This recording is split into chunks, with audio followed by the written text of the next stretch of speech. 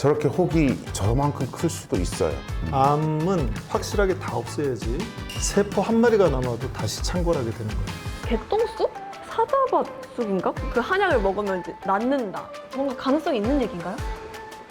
요새는 이제 쑥 이야기가 정말로 쑥 들어가는 것 같은데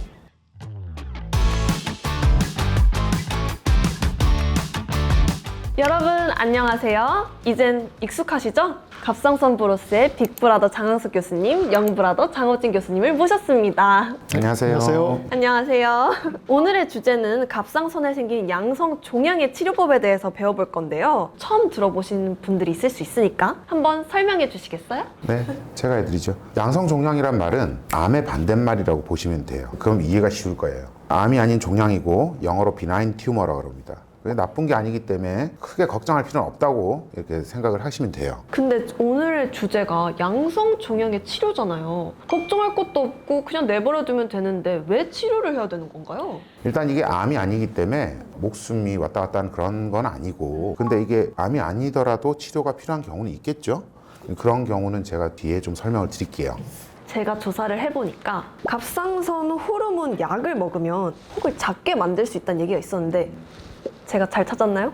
그런 이야기가 있었죠. 한 30년 정도 됐습니다. 어떻게 옛날 걸 찾았는지 모르겠는데 캐캐 묵은 걸 찾았네요. 아이고. 예전에는 갑상선 기능을 살짝 높게 만들어서 기능 항진을 만들어주면 혹이 더 이상 커지는 걸 방지할 수 있고 조금씩 크기를 줄여줄 수 있다, 이런 치료가 있었는데요. 우리 채널에서 여러 번 이야기했지만 갑상선 호르몬 약은 조금 위험할 수 있기 때문에 그렇게 쓰기 힘들고요. 그리고 또 이제 굉장히 오랫동안 축적된 근거들을 보니까 그다지 효과도 있지 않았어요.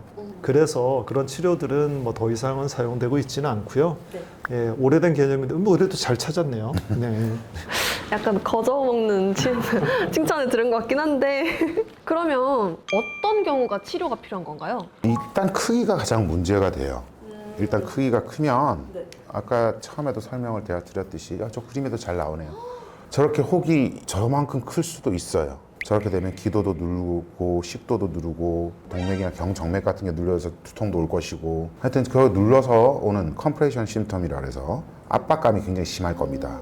그래서 그런 게 굉장히 불편하고, 또 외관상 모양도 굉장히 미용적으로도 안 좋죠. 그런 경우에 이제 수술을 권하게 됩니다. 아니 진짜 뭔가 풍선이 달린 것처럼 굉장히 큰 게 있어서 진짜 보기만 해도 답답할 것 같아요. 이거 진짜 귀한 사진인데 잘 찾았네요. 이거는 과거에 이제 근대에 들어서 갑상선 수술이 성공적으로 이루어질 때 당시에 논문에 나왔던 그림들이에요. 그때는 이제 요드가 뭔지도 몰랐던 시절이고 저렇게 혹이 커지고 이런 사람들이 꽤 많았다는 거죠. 뭐 저 정도 되면 당연히 치료해야 되겠다고 생각을 했는데 위험할 수도 있었던 그런 겁니다. 근데 근대인 것 치고 정말 비포 앤 애프터를 보면 정말 깔끔하게 싹 잘 수술된 것 같아요. 이게 이제 이런 학술 보고를 할 때는 가장 잘 된 걸 하죠. 네. 근데 여기에도 그 숨은 이야기가 많은데 그 나중에 언젠가는 이제 우리 채널에서 이런 이야기를 한번 할 기회가 있을 거라고 생각합니다. 그럼 제가 이 질문을 한번 드려볼게요. 양성 종양일 경우 치료를 해야 되는 비율과 하지 않아도 되는 비율, 이게 어느 정도가 될까요? 사실 그런 정확한 통계는 없습니다. 근데 갑상선 결절은 5%가 암, 95% 양성 종양인데 그 양성 종양 95% 중에서도 5% 정도는 수술을 해야 되지 않을까, 그런 생각이 듭니다. 5% 남짓이나 여기에 동의하시나요? 아마도 그럴 것 같아요. 근데 이런 통계는 사실은 참 어렵습니다. 왜냐하면 이런 통계를 우리가 학술적으로 알기는 좀 어렵고요. 나중에라도 대규모의 이제 데이터, 임상 데이터를 통해서 규명이 됐으면 좋겠다고 생각을 해요. 근데 뭔가 대규모의 임상 데이터를 하려면 전 세계적으로 그 사람들의 통계를 쫙 뽑아야 될 것 같은데 그게 또 비용도 만만치 않고 뭔가 이걸 하는 게 이 과정이 되게 어려울 것 같아요. 예, 맞습니다. 예, 정확한 지적이에요. 우리가 이제 연구비라고 하는 걸 통해서 이런 것들을 이제 조사를 하고 연구를 하게 되는데 연구비는 좀 더 급한 병, 뭐 암이라든지 좀 더 심한 병, 이제 화급을 다투는 병에 투입이 되지. 이런 통계로 짜고 연구 부위를 그렇게 많이 투입하기는 어려울 것 같아서 우리가 좀 이렇게 갈증을 느끼고 있죠. 이게 필요하다고 생각하는 것들은 앞으로도 여전히 갈증을 느끼게 될 가능성이 더 높아 보입니다. 그렇군요. 그러면 저희가 계속 진행을 해보면 치료가 필요하지 않다고 한 그룹의 그 양성 종양을 가진 사람들이 있잖아요. 그럼 그 사람들은 어떻게 하면 될까요? 그냥 가만히 있다 보면 이게 사라지기도 하나요? 한 번 생긴 혹은 잘 사라지기 힘들죠. 근데 물혹 같은 경우는 간혹 없어지기도 해요. 갑상선 조직이 수많은 낭포로 이루어진 조직이라서 그중 몇 개가 커지면 물혹처럼 나타나기도 하고 어떤 원인에 의해서 물이 빠지고 찌그러지면 또 없어지기도 해요. 이 논문에서 발표된 그림을 보면 위의 그림이 정상 조직의 정상 소견이고 그건 사실 굉장히 확대한 겁니다. 지금은 현미경으로 본 조직 소견과 동일한 비율을 최대한 확대한 거죠. 우리가 일반적으로 보는 초음파에서는 이런 낭포는 보이지 않아요. 그냥 고운 조직으로 보입니다.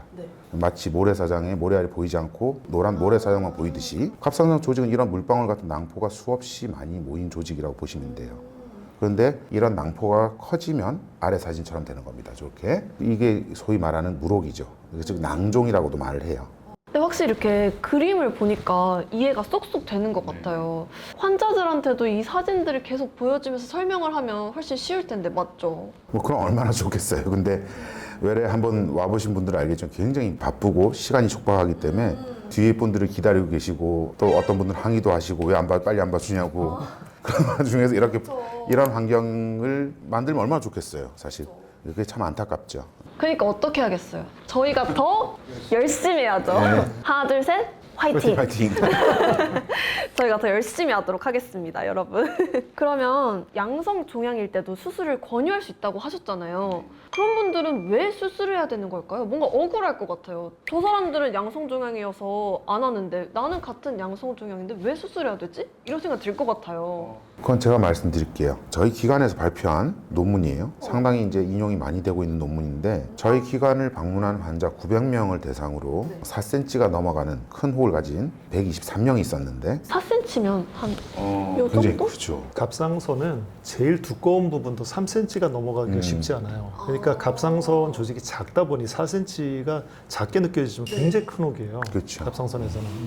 암의 확률이 한 40%까지 나왔다는 거죠. 그래서 이 4cm가 넘어가는 혹에 대해서는 사실은 적극적으로 수술을 권하고 있습니다. 근데 40%라고 하시면 남은 60%는 암이 아니었던 건데 그 사람들은 암이 아닌데도 수술하니까 왠지 억울하잖아요. 이거는 어떻게 해야 되는 거죠? 저기 이제 통계를 다시 보시면 123명 중에 20명이 빠졌죠. 20명은 딱 그런 마음으로 수술을 안 한 거예요. 억울할 수 있을 것 같아서. 근데 사람 몸에서 암 확률이 40%다 그러면 상당히 높은 확률이에요.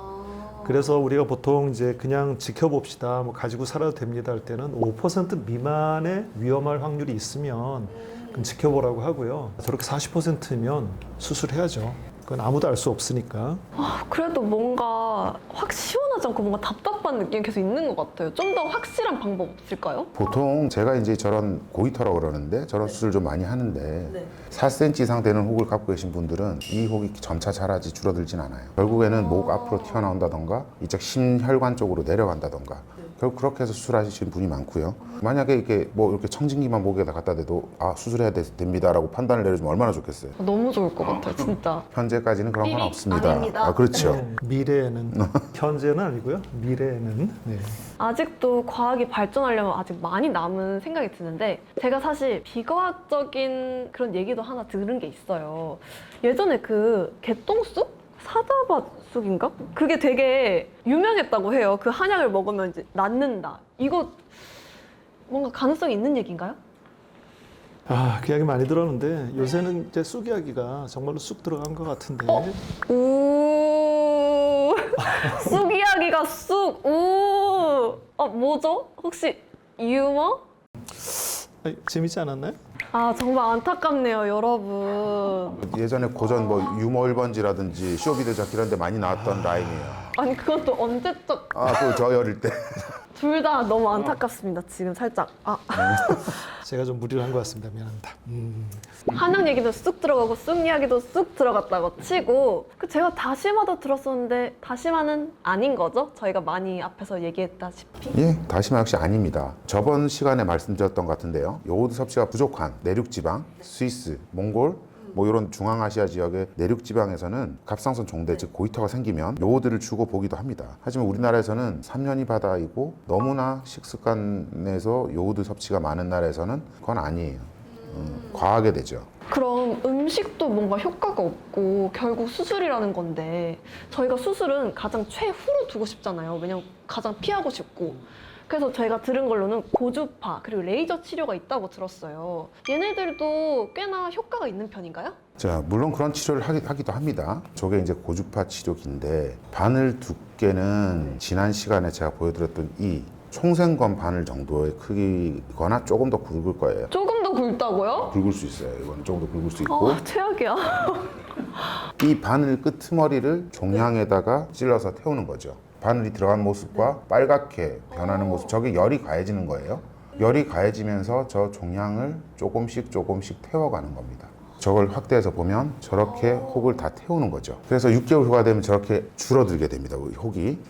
그럼 사라진 게 아니라 줄어든 거네요? 고주파라는 치료는 혹을 줄이고 위축시키는 거지 없앨 수는 없어요. 그럼 결국은 수술로 없애야 되는 건가요? 아니죠. 이제 고주파에 대한 기대 효과는 혹이 컸던 걸 줄여서 일단은 줄여 놓고 보는 거예요. 저게 이제 양성 혹에서는 그게 가능한데 암일 경우에 만약에 저렇게 했다고 생각해 보세요. 저기 파랗게 보이는 틈이 보일 거예요. 저런데 암세포가 있다. 저렇게 되면 저기서 암이 다시 재발하는 거죠. 그러니까 암은 확실하게 다 없애야지 세포 한 마리가 남아도 다시 창궐하게 되는 거예요. 그러니까 저거를 이제 암에다가 도입하자는 의견들이 요새 자꾸 이제 나오긴 하는데 저런 우려가 있어서 좀 더 보완책이 있어야 저런 걸 채택할 수 있다 이렇게 생각을 하죠. 그리고 또 하나 문제가 있는데요. 여기 또 화살표면 저렇게 튀어나온 부분 있죠. 저 튀어나온 부분이 문제인데요. 갑상선은 비교적 작은 조직이고 그 주변에 이제 여러 가지 중요한 기관들이 많죠. 그렇다 보니까 이제 열이 밖으로 튀어나와서 그 열로 인한 손상들이 있을 수 있는데요. 이게 되게 유명한 논문인데 찔러서 고주파 치료를 했더니 숨길에도 빵꾸가 났고 저 피부가 저렇게 녹아가지고 저렇게 구멍이 나서 한참 동안 고생한 그런 사진이에요. 이게 정말 저것도 해야 될 필요가 있을 때 조심해서 해야 된다는 그런 이야기입니다. 근데 저걸 보니까 저는 이 치료가 너무 하기 싫을 것 같아요. 너무 위험한 것 같은 기분이 근데 드는데요? 사실은 이제 저런 위험도 있는데 저걸 잘 하면 굉장히 도움이 되는 경우도 있어요. 그 다음 논문이 뭐냐면 수술하기 대단히 어려운, 제가 주로 전공하는 난치성 암에서 그런 게 많은데 너무 고령의 뭐 심장 질환이 있거나 그러면 수술을 못 하거든요. 그럴 때 굉장히 훌륭한 대안의 하나로 우리가 활용할 수 있습니다. 저걸 태워서 없애는데 이제 종양을 확실하게 다 없앨 수는 없지만 태워서 최대한 우리가 시간을 벌 수 있다는 거죠. 그런 면에서는 상당히 좋은 치료라고 볼 수 있어요. 약간 급한 불은 딱 끄는 그렇죠. 그런 느낌인 거군요. 그럼 고주파는 그렇다 치고 레이저 치료는 또 어떤 느낌일까요? 고주파 치료하고 유사합니다. 열을 발생시켜서 태워버리는 거죠. 그 에너지 원천이 뭐냐에 따른 차이지 거의 비슷하다고 보시면 돼요. 그럼 저희가 이걸 다 배웠잖아요. 이 모든 걸 한번 다시 쫙 정리해 주시는 게 어떨까요? 저희의 그 체크리스트 방식으로. 그 내용을 이제 이렇게 만들어 봤는데요. 수술적 치료가 필요한 양성 결절, 4cm 이상의 거대 결절이면 수술하시는 게 맞고 계속해서 자라요. 자라는 결절. 그리고 우리가 쭉 주기적으로 관찰하는데 그 결절과 옆에 갑자기 뭔가 이상한 모양의 혹이 하나 더 생겼다. 근데 초음파상 소견상 암을 의심하는 소견이다. 그러면은 수술하는 게 맞겠죠. 다음에 방사능 노출 과거력이 있는 경우인데 이거는 조금 애매하긴 한데 이걸 어느 정도까지 범위까지 둬야 될지는 사실 조금 아직 논란의 여지가 있습니다. 그리고 갑상선 호르몬 과다 분비하는 독성 결절이 있어요. 그 갑상 기능 항진이 된다던가 또 그레이브스 병이 동반된 결절. 그러고 가장 중요한 건 환자가 불안해할 때 수술을 하시는 게 맞겠죠. 불안해하시니까 그냥 아예 떼버리거나 이런 게 좀 더 좋을 것 같다. 그 이 중에 몇 개나 동그라미 표여야 저희가 병원을 가야 될까요? 맨 마지막에 환자의 불안이라고 하는 건 조금 이렇게 평가가 어려운 거죠. 그래서 저는 저거는 빼고 나머지 위에 것들이 그 중에 하나라도 있으면 상의를 좀 받아보는 게 좋겠다 이렇게 생각하고요. 물론 뭐 너무 불안해서 내가 정신과적으로 문제가 생길 것 같다 그러면 하는 게 맞지만 그게 아니라면 저는 최대한 저 마지막 대목은 설득을 합니다. 당신은 수술이 필요하지 않고 전혀 문제가 없고 몸에 점 있는 거랑 똑같다. 점 있다고 다 빼야 되는 거 아니지 않냐 이렇게 설명을 하죠. 그래도 전 떼고 싶어요. 어쩔 수 없어요. 그건 해야죠. 그럼 해야죠. 그럼 해야죠. 그건 어쩔 수 없죠. 그렇죠. 아무래도 이제 환자분의 몸에 있는 거니까 환자분이 가장 중요하겠죠. 정말 이 중에 하나라도 있으면 이제 병원에 가야 되는 건데 뭔가 양성 종양이라고 했을 때 전 사실 좀 만만하게 생각했던 것 같아요. 뭔가 악성이 아니니까, 암이 아니니까. 그냥 혹처럼 떼버리면 되는 거 아닌가, 냅두면 되는 거 아닌가 했는데 얘네도 굉장히 문제가 있네요. 처음에 하나, 둘, 셋, 네 번째까지는 네. 암일 가능성이 있어 보이는 소견이에요. 저런 게 있으면 암의 위험도가 높기 때문에 수술을 하라는 거고요. 네. 그 아래쪽은 기능성 질환에 대한 이야기입니다. 그래서 이제 저런 것들은 양성이라고 밝혀졌음에도 불구하고 우리가 장원진 선생님이 샘플링 테스트란 말을 이야기했었는데 모집단 전체를 다 조사할 수는 없는 거였기 때문에 조금이라도 위험도가 있다면 우리가 적절한 조치가 적절한 시간에 필요하다 이렇게 판단하죠. 그럼 저 1, 2, 3, 4번일 때 앞에 나왔던 그 암 의심 카테고리들 있잖아요. 그 카테고리에 4, 5, 6까지는 안 가는 애들인 거잖아요, 사실. 한 4 정도에 해당해요. 한 30% 정도, 30, 40% 정도 확률이 있겠다. 그렇게 생각하는 거죠. 네. 저희가 이제 또 이렇게 한번 체크해보고 이러니까 이런 게 하나라도 있을 때는 전문가와 상의를 해서 잘 판단하시는 게 좋을 것 같아요. 오늘은 또 여기까지 하도록 하고 또 다음 시간에는 저희가 어떤 것에 대해서 배우죠? 이제 드디어 갑상선암으로 들어갑니다. 정말 긴 시간이었던 것 오래 같은데 드디어 갑상선 암에 대해서 배운다고 합니다. 갑상선암은 이제 그것도 굉장히 길고 긴 이야기가 있는데 네. 최대한 우리가 이제 재미도 있어야 되고요. 그런데 이제 오로지 진실되게 해야 됩니다. 그래서 네. 그 간혹 우리가 이런 프로젝트나 채널들에서 문제점은 흥미를 더 위주로 하다 보니까 자꾸 진실하고 좀 떨어진 이야기를 할 수는 있어요.